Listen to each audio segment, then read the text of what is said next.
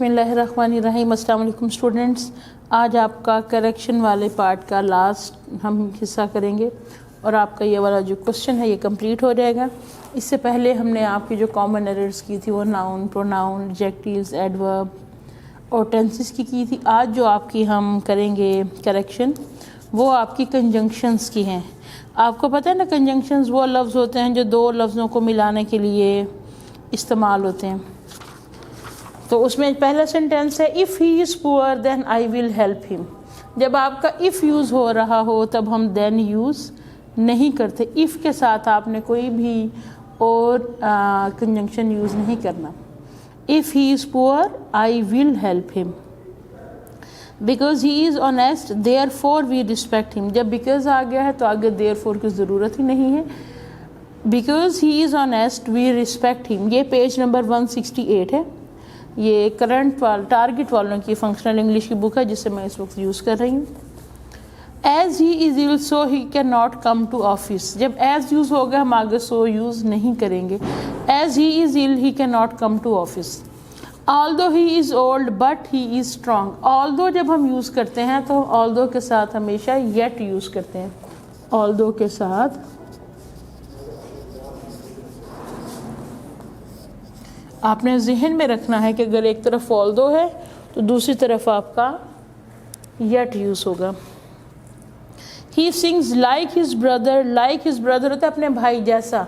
Like से जब आप किसी के एक्शन को कंपेयर कर रहे होते हैं तो आप लाइक यूज़ नहीं करते, आप एज यूज़ करेंगे। He sings as his brother does. Like his brother होता है वो अपने भाई जैसा, देखने में उसकी अपीयरेंस अपने भाई जैसी है, लेकिन क्योंकि ये एक्शन का कंपैरिजन है, काम का कंपैरिजन है, तो इसलिए हम लाइक यूज़ नहीं करेंगे, एज यूज़ करेंगे। He sings as his brother does. Neither he comes nor he writes. जो आपका नीदर और नॉर ये भी कंजंक्शंस हैं, सब कोऑर्डिनेट कंजंक्शंस हैं।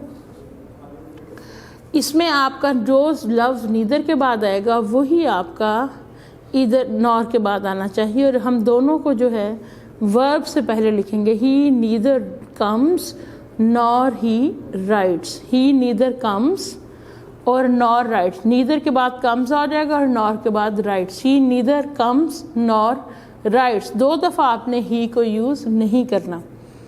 Both Sajid as well as Khalid are happy. Both Sajid and Khalid are happy. As well as की ज़रूरत ही नहीं है, जब बोथ आ गया तो आगे एज वेल एज नहीं आएगा।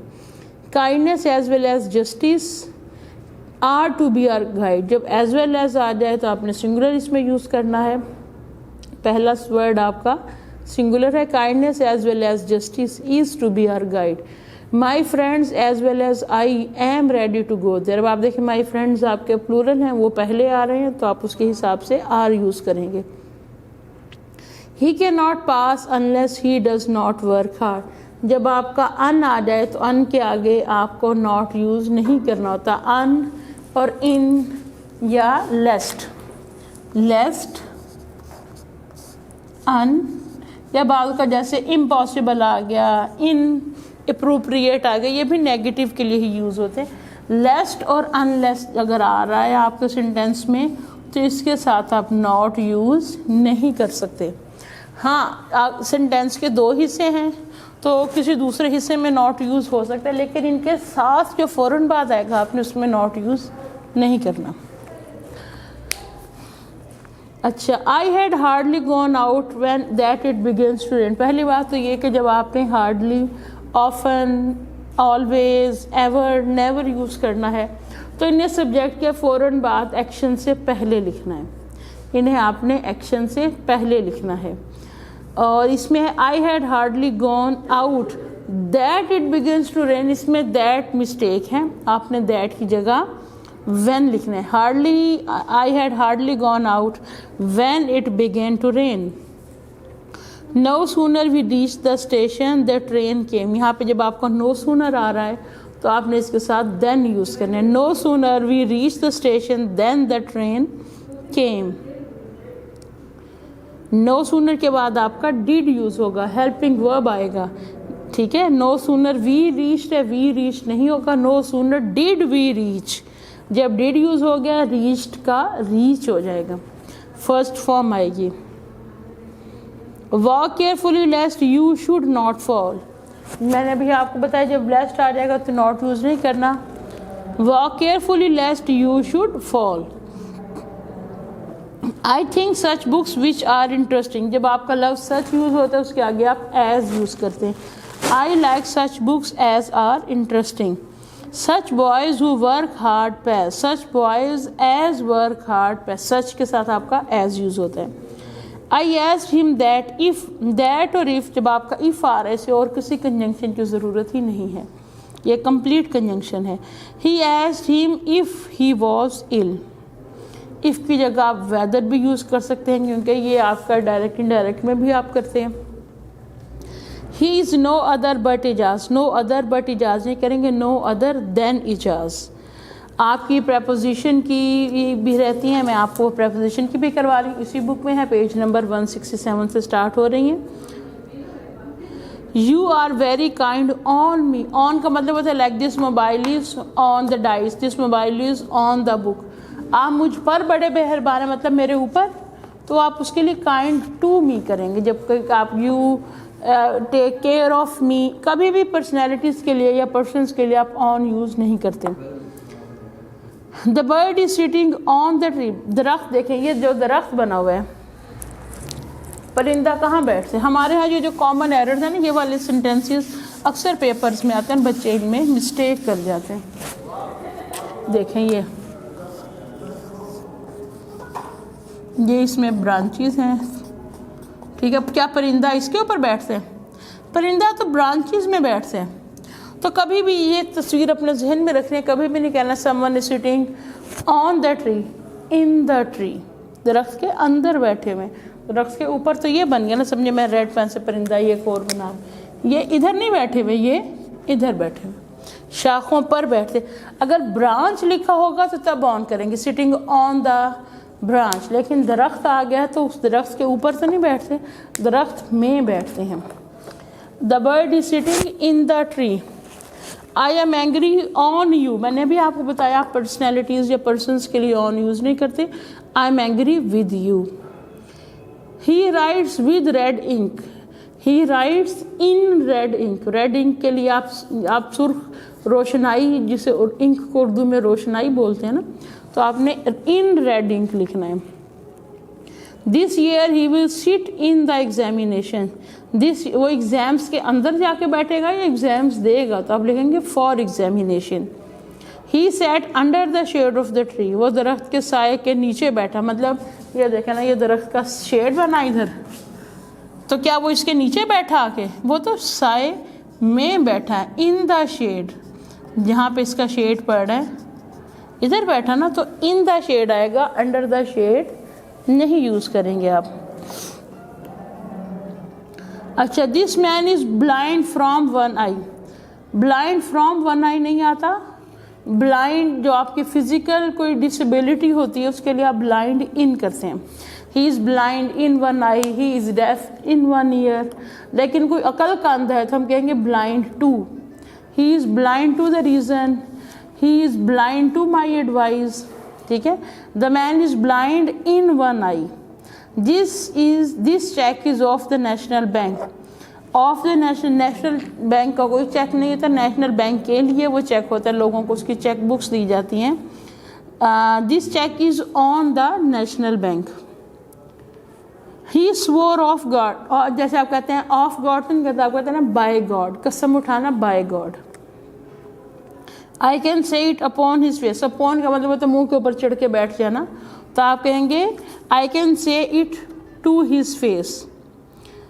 ही died from cholera, from cholera नहीं, he died of cholera. He is ill from fever, जब इल आ जाता है तो आप फ्रॉम यूज़ नहीं करते, आप विद यूज़ करते हैं। सफरिंग के लिए from, he is suffering from fever और he is ill with fever. The teacher beat him by a stick, by a stick नहीं, with a stick. Open your book on page 50, open your book at page 50। He came in 2 days, he came after 2 days, के वो 2 दिन के बाद आया। He will come after 2 days, he will come in 2 days, past के लिए आप in 2 days नहीं यूज़ करेंगे, पास्ट के लिए आफ्टर 2 days और फ्यूचर के लिए इन 2 days। ये मिस्टेक अक्सर पेपर में आती है और ये आपको पता होने चाहिए। I am getting late from the office, I am getting late for, from नहीं आएगा, फॉर आएगा। She was married with her cousin, married के साथ विद नहीं आता, married to, she was married to her cousin. No Pakistani is in this committee, no Pakistani is on this committee. She is like a sister for me, she is like a sister to me. Write it on the margin of your book, ये जो आप अक्सर notebook में side पे lines लगाते हैं ना, इन्हें बोलते हैं मार्जिन। आप इसके दरमियान में लिखते हैं ना, अगर यूँ बाहर लिखें तो ये मार्जिन से बाहर चला गया, तो हम कहते हैं ना बेटा right in the margin, in the margin होता है। ऑन द मार्जिन का मतलब तो होगा कि आप इसको इन लाइंस पर यहाँ लिख रहे हैं, ये होगा ऑन द मार्जिन। आप इधर लिख रहे हैं तो आप लिखेंगे इन द मार्जिन, ठीक है। India is in the east of Pakistan, India is to the east of Pakistan. In the east नहीं होता, टू द ईस्ट, किसी डायरेक्शन की तरफ हम कहते हैं टू, इन नहीं यूज करना आपने। He will come to office since tomorrow, he will come to office from tomorrow. I am not your friend since today, I am not your friend from today. जब आपका हैज़ बीन हैव बीन आ रहा होता तब उसके साथ आपने since और फॉर यूज़ करना होता है, वरना आपने फ्रॉम यूज़ करना है। I was amazed on his performance, amazed at होता है, सरप्राइज्ड एट होता है, इसके लिए ऑन यूज़ नहीं होता। Free books should be provided to poor student, free books should be provided for poor student, और यहाँ पर फॉर द पुअर आना चाहिए, क्योंकि पुअर जो है ये एक सब क्लास है, इंसानों के एक ग्रुप है, तो इसके लिए इसके साथ द यूज़ होगा। आई congratulate you for your success, congratulate you on your success. The mother loves with her children, loves और हेट को किसी प्रेपोजिशन की ज़रूरत ही नहीं होती। Love her children, hate her enemies, इनके साथ विद, ऑन, टू कुछ यूज़ नहीं होता। दे अटैक्ड ऑन मी, अटैक का मतलब भी किसी पर हमला करना होता है, इसको भी प्रेपोजिशन की ज़रूरत नहीं है। They attacked me. They reached at the station, reach का मतलब ही किसी जगह पर पहुंचना है, तो आप रीच के साथ एट यूज़ नहीं करेंगे। They reach the station in time for the train. The pen is to write, the pen is to write with. The spoon is to eat with, कि चम्मच इसलिए है कि उससे खाया जाए, पेन इसलिए है कि उससे लिखा जाए। The duster is to erase with, जब कोई आपका टूल आ रहा है जिससे हम किसी काम में इस्तेमाल करते हैं तो उसके लिए आपने आगे विद यूज़ करना है। The doctor operated the patient, operated नहीं आएगा, operated upon the patient. I regret for this delay in reply, I regret आ गया तो फॉर की ज़रूरत ही नहीं है। I regret this delay in reply. She resembles to her mother, resembles को भी टू की ज़रूरत नहीं है, she resembles her mother. He is popular in the people, popular in नहीं होता, पॉपुलर विद होता है। तो ये आपकी सारी जो कॉमन एरर्स थी हमने इनको डिस्कस कर लिया है। उम्मीद है कि आपको समझ आएगी और आपने अपनी बुक्स को भी इसमें कंसल्ट करना है, जो प्रीवियस पेपर की एक्सरसाइजेज हैं उनको भी सॉल्व करना है, ताकि आपकी अच्छी सी तैयारी हो जाए। अगले लेक्चर तक मुझे इजाज़त दीजिए। अल्लाह हाफ़िज़।